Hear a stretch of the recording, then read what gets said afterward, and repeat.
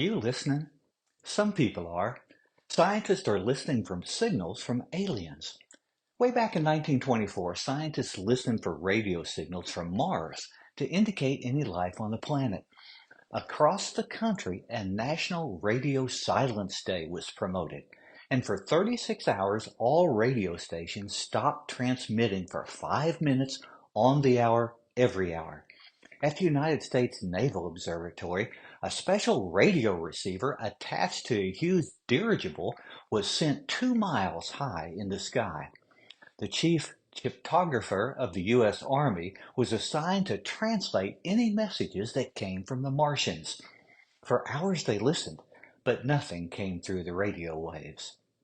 In the 1970s, Carl Sagan founded the Planetary Society to expand the campaign of listening for extraterrestrial life. Numerous observatories were enlisted to scan a wide range of radio frequencies, but in the 50 years since that time, many government and private companies have poured millions into a high-tech effort, searching across thousands of wavelengths from hundreds of stars for any signals at all.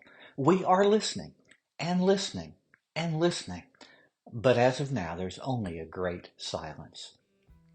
I'm Larry Payne, your host for Tracks for the Journey, the channel dedicated to your well-being through progressive Christian spirituality, psychology, science, and history.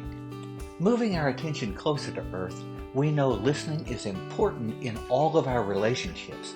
So let's take a few minutes to focus on understanding it better and finding out how we can do it right here.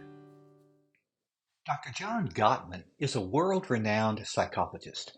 His research into human relationships has improved life for millions of people. In his book, The Relationship Cure, he offers some great insights about listening. At the core of his findings is the truth that people who engage in listening to others have the best life and relationships. Each time a person bids for our attention with a word or a gesture, we have the opportunity to connect and grow the relationship. The opposite is true also. The more times we disregard a bid for attention, the less that relationship can succeed. When we respond to a bid with active listening, a relationship can flourish. So how can we do this better? First, we must tune in with our whole attention. The human brain has a limited capacity for engaging at any one thing at a time. Effective listening starts with focusing on that other person. Sounds easy, but it's not in our normal world. We're surrounded by distractions, like the phone in our hand or the TV in the room or other people that are talking. We're also filled with internal distractions, like wondering what we will say next or the memory of how we felt in the last conversation with that person. It's important to put those away and to imagine your attention is like a spotlight focused on the forehead of the other person, concentrating on this special moment of conversation. The second thing that will help our listening is that Gottman says we must let go of our own agenda. He says, listening requires instead that you let go of your desire to control the situation. We do this far too often. Sometimes we're just in a hurry. Other times the conversation is too emotional and we don't want the burden of that particular issue. We can even start trying to solve their problems with advice, which actually stymies the real connection between us. Just listen and let the other share according to their need. You'll be amazed at what you learn and how the relationship can grow. Third, Gottman says we should pay attention to the nonverbal signals. Listening also involves our eyes. For our brain is probably doing this right now, but we're not benefiting from it. You know instinctively when someone is angry long before they say anything at all. You can see it in their face and body. Research shows us that less than 10% of the communication is verbal. The majority is through the body language and facial expression. Turning to more subtle emotions, Most of us need to raise our awareness of the nonverbal signals and then respond accordingly.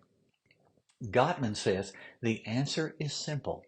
Skilled observation takes vigilance.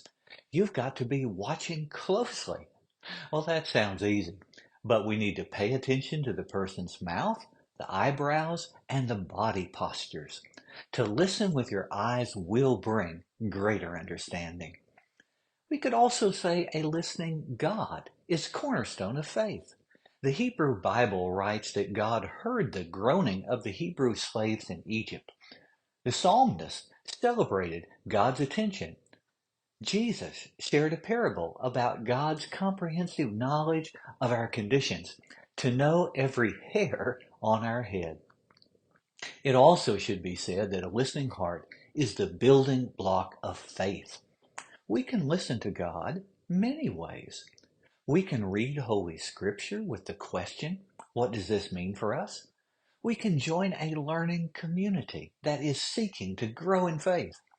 We can meditate with a quiet mind open to an inner word. Music, walking along an outdoor path, all of those are communication with God. In fact, Peter, the apostle, was taking a nap when God opened his mind to a new truth. Maybe that's the channel I identify with most. As with all connections, spirituality must be a two-way conversation.